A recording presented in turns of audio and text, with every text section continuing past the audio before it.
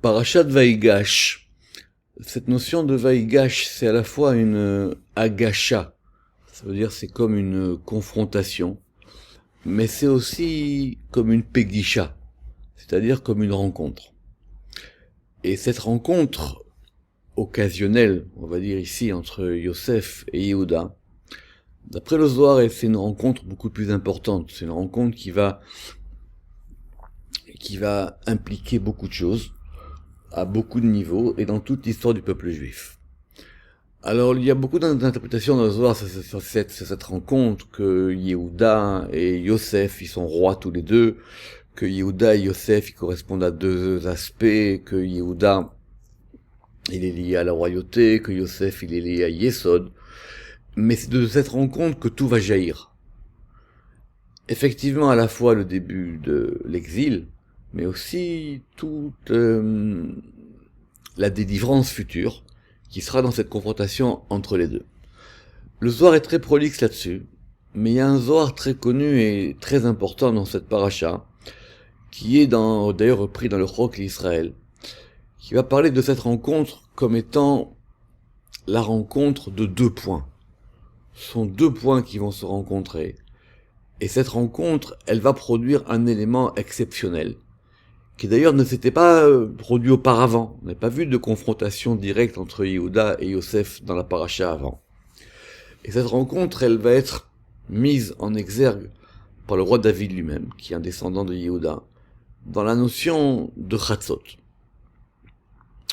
Et il y a un Zohar très célèbre où il y a une rencontre de Rabbi Yehuda et de Rabbi Chizkia, et ils vont discuter de cette notion de Chatzot et de ce qu'on appelle le Tikkun Chatzot.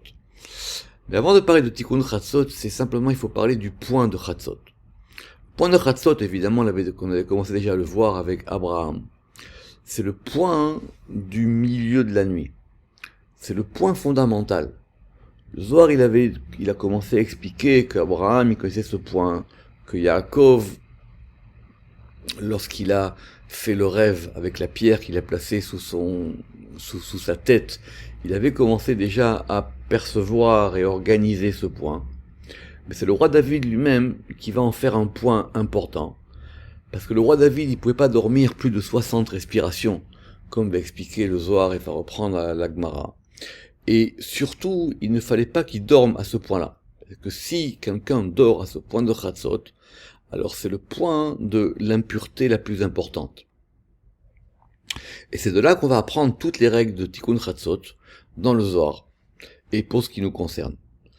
C'est vrai que cette prière de Tikkun Chatzot, elle est capitale d'après la Kabbalah, et elle n'est pas forcément connue, et malheureusement pas appliquée.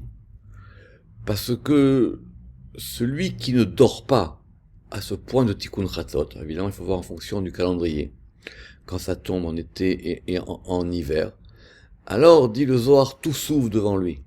C'est un point de lumière.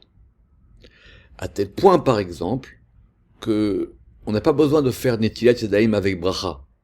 Parce que la fameuse impureté de la nuit, elle est simplement pour celui qui dort à Tikkun Chatzot. Dans le Zohar là-bas de Vaïgash, c'est expliqué que même si quelqu'un il dort avant et après Tikkun Chatzot, c'est pas grave. Parce qu'il a eu cette connexion avec ce point. Alors, on va dire, ce point, c'est un point temporel.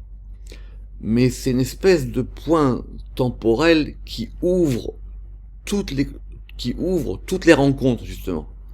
C'est ça la notion de Vaïgash. Il y a une rencontre, il y a une Haggasha, il y a une Pegisha qui ouvre toutes les perspectives. Après, effectivement, comme Chatzot, c'est que le milieu de la nuit. Et que le jour viendra effectivement la moitié de la nuit plus tard, à l'aube. Mais c'est ce point-là qui est le point déclencheur. Et ce point déclencheur, c'est le point de la paracha.